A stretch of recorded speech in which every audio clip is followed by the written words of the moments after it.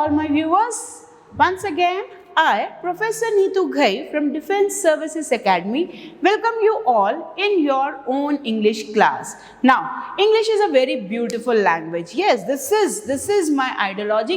English is very beautiful language, but you have to just understand it. So whenever you are understanding English, just understand it with a thought that English is a beautiful language and you will understand it nicely. So on this note, I start today's lecture, and that is confusing nouns exercise. So students, we have earlier done confusing nouns. I have given you some sentences based on the exercise of confusing noun. So today I'll continue with that segment. I have done many of the videos on the vocabulary segment, even vocabulary with fun, and I have taught tricks to understand vocabulary. Even to each segment, each part of my video will help you to understand English in a better way. So let's begin today's lecture, that is confusing nouns exercise. So students, this was the last sentence which I did in my last video, and I gave you one homework too. Give me the meaning of nuptials. Now nuptial या nuptials. अब what do you mean by this word? Nuptials. Nuptials means celebrations of wedding. शादी की रस्में, शादी की जो भी रस्में हो रही हैं उनको बोलते हैं nuptials. ओके, नाउ अब यहाँ आपको एक हिंट दिया है आर, तो nuptial या nuptials, तो answer will B nuptials. That means मेरी शादी की रस्में अगले हफ्ते होने वाली हैं. तो जो भी रिचुअल्स, जो भी रस्में शादी से रिलेटेड हैं वो अगले हफ्ते होने वाली हैं. तो remember this, nuptials means wedding ceremonies, wedding celebrations, that the celebration, the ceremonies which are performed at wedding. Okay, now come to the next sentence, and the next sentence says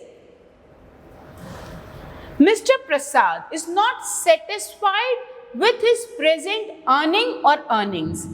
Earning या earnings, earning मतलब कमाई.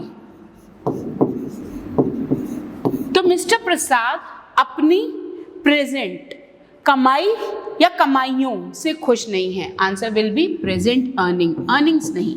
Mister Prasad is not satisfied with his present earning. Okay, now I have sent her congratulation या congratulations. Answer is congratulation. आप हर बार क्या use करते हो? Congratulations. Congratulations on your success, congratulations for your future life, congratulations on your accomplishment. तो congratulations is the correct word. Congratulation नहीं, congratulation is never used, ये कभी भी यूज नहीं होता. तो answer is congratulations. Okay, now come to the next sentence. 4.5 dash have passed since I came here. कितने hours हो गए? 4.5 and a half. अब 4.5 घंटे हो गए हैं. 4.5. अब R की hours, हम यहाँ R अगर लिखते हैं तो 4.5 hour 4 घंटे और आधा घंटा. इसका मीनिंग क्या होगा? 4 घंटे और आधा घंटा. पर हम बोल क्या रहे हैं? 4.5 घंटे बीत गए हैं. 4.5 घंटे बीत गए हैं. रिमेंबर दिस, जब भी हम हाफ आर सिर्फ हाफ लिख रहे हैं तो आर यूज होगा. लेकिन अगर हाफ से पहले कोई राउंड फिगर में नंबर है, फॉर डिस्क्राइबिंग टाइम 3.5 hours, तो आएगा आवर्स. लेकिन सिर्फ आधे घंटे की बात हो रही है तो हाफ आवर. दोनों बातों में डिफरेंस है. आधा घंटा, 4.5 घंटे, दोनों में फर्क है. अगेन आई एम रिपीटिंग कि अगर if we are talking only about half hour, हम सिर्फ और सिर्फ हाफ आवर की बात कर रहे हैं तो यूज होगा आर. लेकिन अगर हाफ से पहले और भी टाइम बताया है, जैसे 2.5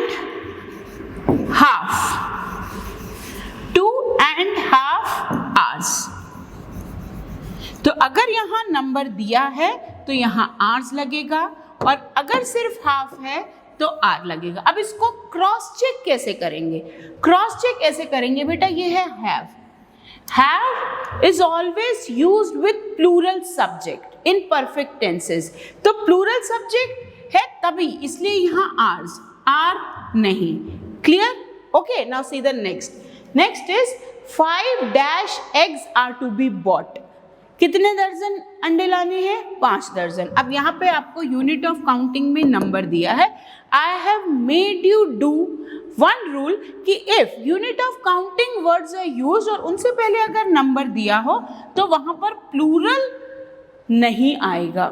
नंबर दिया है तो यहाँ आएंगे डजन। अगर नंबर नहीं दिया होता तो we can use dozens. Clear? But क्योंकि यहाँ नंबर दिया है तो we will use dozen. Clear? We should work for the dash of the state. See, confusing noun, that is good and goods. See, good मतलब अच्छा, goods मतलब सामान। तो अब आप ही बताइए, हमें यहाँ किसके लिए काम करना है? हमें यहाँ अपने देश को अच्छा बनाने के लिए काम करना है, देश के सामान के लिए काम करना है। Of course we should work for the good of the state. Okay, now see the next। यहाँ पे बच्चा एक थोड़ा सा यहाँ पे ब्लैंक है। Just imagine there is a blank here, a के बाद देयर इज अ ब्लैंक। तो a dash of events has taken place in the town. I have given you the examples of collective noun when we were doing the collective noun. Galaxy of stars, band of musicians, okay, line of students, series of events. The series of events is a collective noun. तो यहाँ पे ये series is नहीं, series of events. See, जब भी हम collective noun लिखते हैं तो फर्स्ट वर्ड में कभी भी प्लूरल नहीं लगाते हैं। सी, ग्रुप ऑफ बॉयज, तो ये बॉयज प्लूरल, ग्रुप सिंगुलर, इसको ऐसे लिखते हैं। तो serious is a wrong word. Galaxy of stars, bouquet of flowers, bunch of keys, bunch of grapes. So we never use plural in the first word when we are using collective noun. So what will be the answer? Series of events. Okay. And the next, he failed 5 dash in BA. अब time या times, अब यहाँ पे number दिया है तो क्या हम यहाँ पे टाइम लिख सकते हैं यूनिट ऑफ काउंटिंग के लिए? No, this is not unit of counting. This is to explain कितनी बार फेल हुआ है वो बीए एग्जाम में, 5 बार। तो for this repetition activity we use times, तो इट विल बी 5 times. तो he failed 5 times in BA. Okay, see next, dash of people are unemployed in our country, million या millions. Again, unit of counting का noun ही यहाँ follow हो रहा है। Unit of counting का rule कैसे? अगर यहाँ होता 10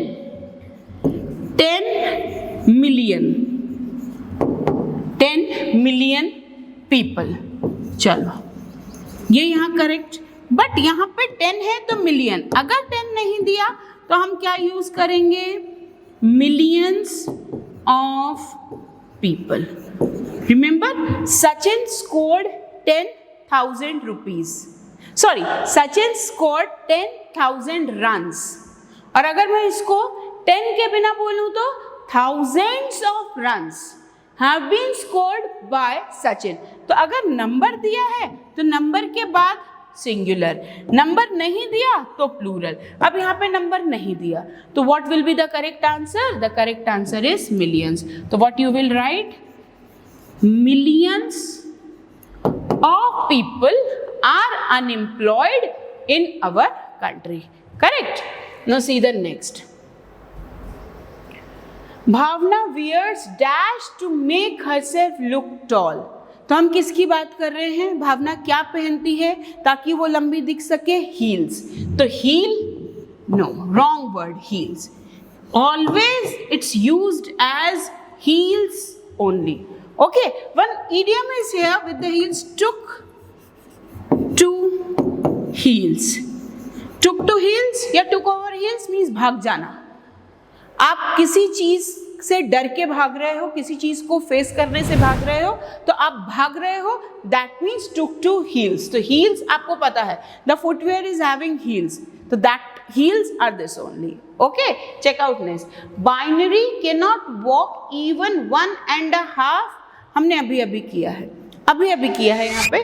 तो बाइनरी एक और आधा, दैट मीन्स 1.5. तो किलोमीटर या किलोमीटर्स, लेट्स चेक.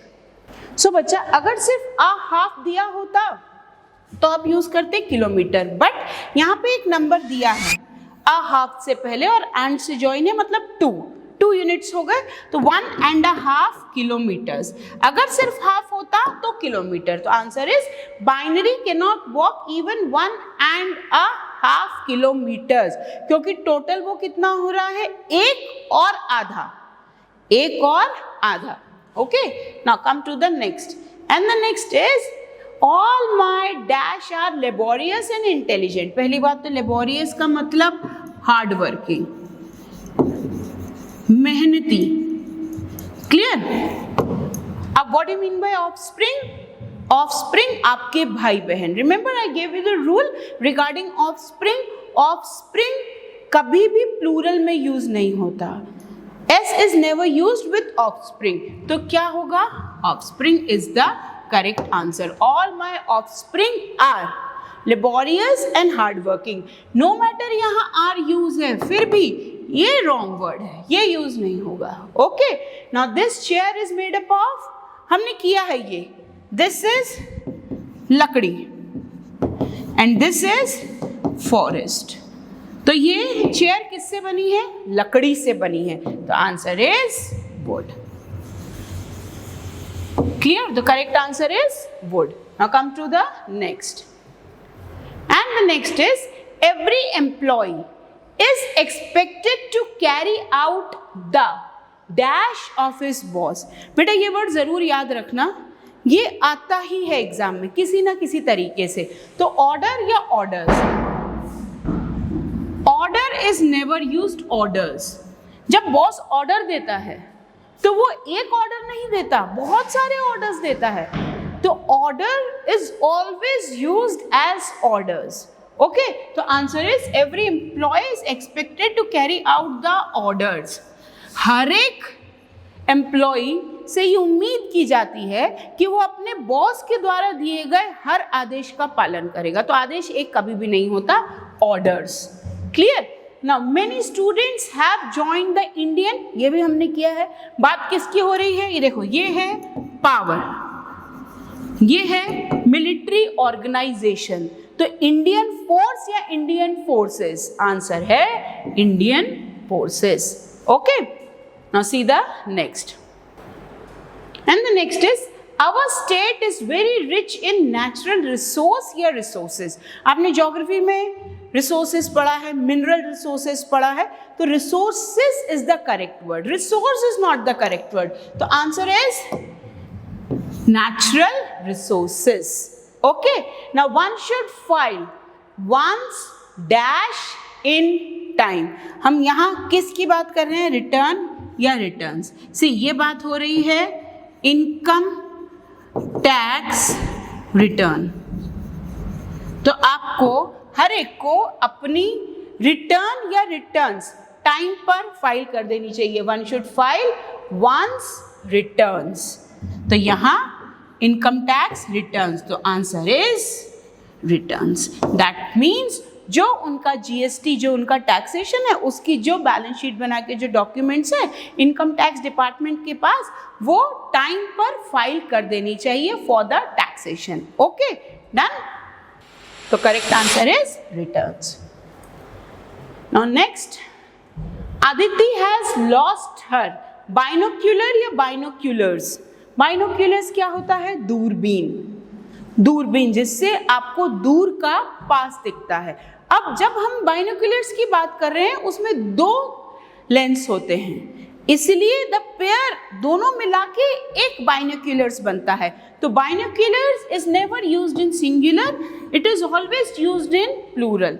इसके साथ साथ और ऐसे वर्ड्स कौन से हैं? सिजर्स, देन टोंग्स, टोंग्स मतलब चिमटा, then jeans, then socks, then shoes. So these are some of the words which are never used in singular. No matter they are one thing, but still scissors, it is made up of two blades. दो blades को जोड़ के scissors बने हैं, दो blades को जोड़ के tongs बने हैं, दो parts को जोड़ के jeans बने हैं, दो parts को जोड़ के socks बने. अब एक मोजा पहन के तो नहीं निकलेंगे, हम दोनों ही पहनने पड़ेंगे. तो the correct answer is binoculars. Now come to the last page. I did all this in a simple manner या manners.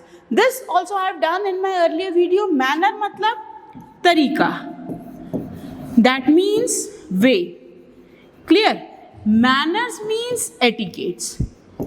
आपका व्यवहार. तो आपने ये सब अच्छी तमीज से किया या अच्छे तरीके से किया. Easy one. I did all this in a simple manner. Here manner means way. That means तरीका. ये बहुत ही सिंपल तरीका है ये करने का. Okay, come to the next one. And the next one, the last for this topic is we should try to eradicate poverty or poverties. Now, poverty, abstract noun. Abstract noun is never used in plural. तो eradicate करना, remove करना. तो answer is poverty. So I hope you all have understand the usage of confusing nouns. कि how the paper setter may confuse you, but as your all the concepts are cleared, you will never be confused now. So I hope all the sentences are clear to you. And still, if you have any of the doubt in any of the sentence, just connect to me on my WhatsApp. So students, again I am back and I am back with a new thing. Now what's new today? The new part of today's lecture is कि from today I am going to teach you some of the short sentence which you can use in day-to-day language. Day-to-day language में जो daily काम आते हैं words वो हम आज use करेंगे. और वो words क्या हैं? अगर आपको किसी को बोलना है just यहाँ से बाहर चले जाओ तो क्या बोलोगे आप? Get lost. क्या बोलोगे? Get lost. Go away. Okay. If you have to say to someone जो मैं हूँ मैं वो हूँ. That means मैं जो हूँ, so मैं जो हूँ वो मैं हूँ. इसके लिए आप क्या बोलेंगे? I am who I am. I am who I am. अब आपको किसी को बोलना है मुझे घूरो मत, तो आप क्या बोलोगे? Don't stare at me. Don't glance at me. Don't stare at me. Don't glance at me. अगर आप किसी को बोलना चाह रहे हो कि आप ढोंगी हो, आप नाटक करते हो, तो क्या बोलोगे? You are a hypocrite. You are a hypocrite. So these are small sentences which you can use in your day-to-day language. अब एक और आपके लिए, थोड़ा धीरज धरिए, थोड़ा धीरज रखो, तो क्या बोलेंगे? Have patience. So once again, have patience. You will get more and more sentences, more and more new words to use in your daily life, in your day-to-day language. So on this note, this is your Professor Neetu Ghai saying you bye-bye. Take care. Have a nice day.